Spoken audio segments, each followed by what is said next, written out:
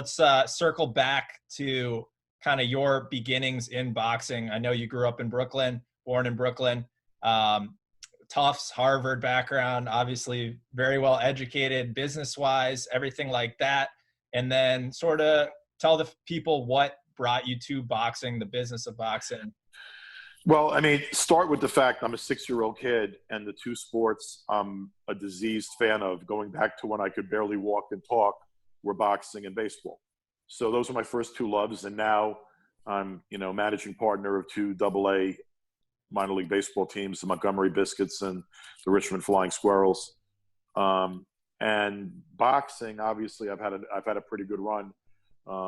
If there would have been an induction this summer, I would have been inducted into the Hall of Fame, and that's obviously a nice recognition of 30 plus years in the business.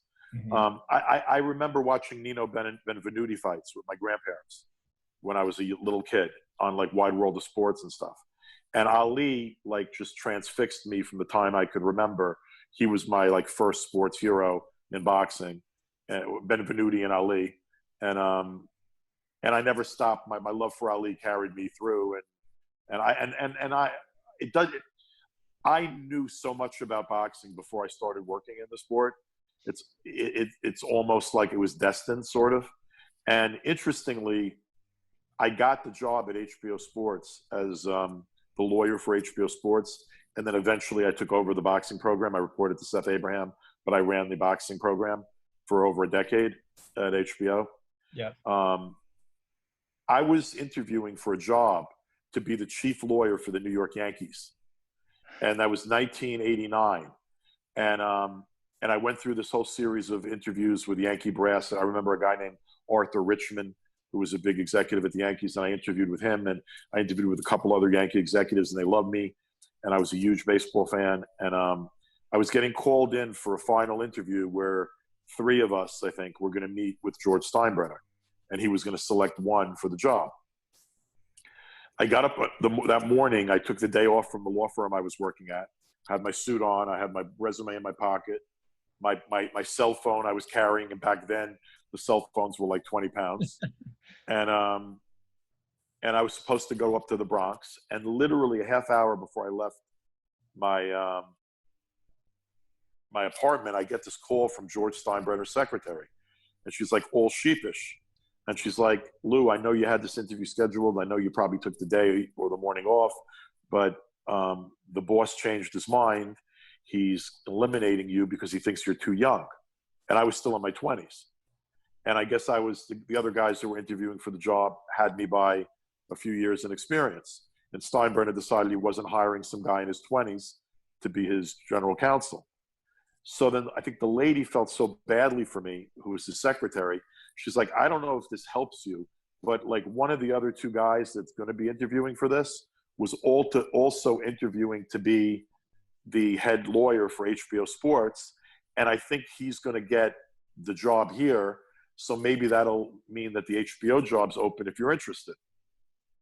As soon as I heard HBO, I heard boxing, and I knew that job was for me.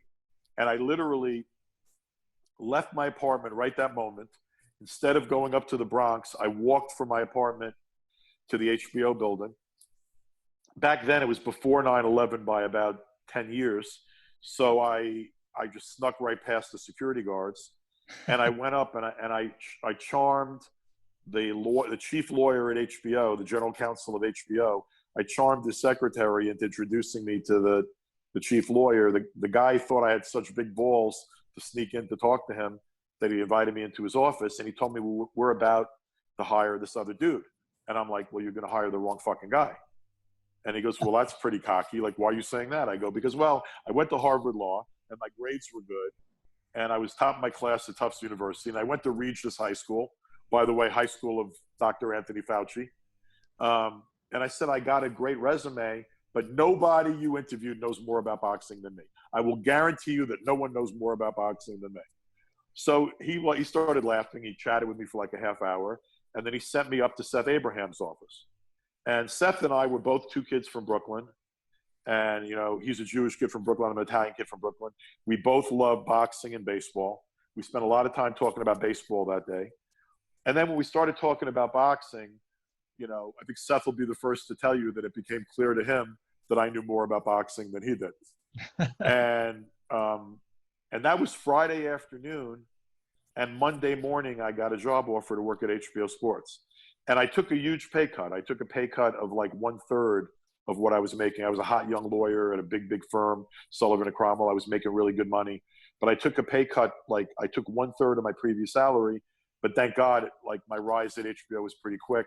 So was the rise of my money at HBO. And I had a nice run there until I told the chairman of HBO in the summer of 2000 to go fuck himself. And then I had to, I was, I worked out a separation package and I left HBO and started my own company.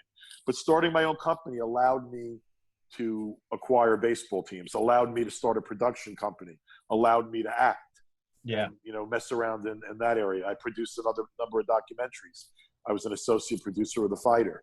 I got to do some fun things. I got to have a real career in baseball. So I think that, leaving HBO when I did was probably the best thing for everybody involved.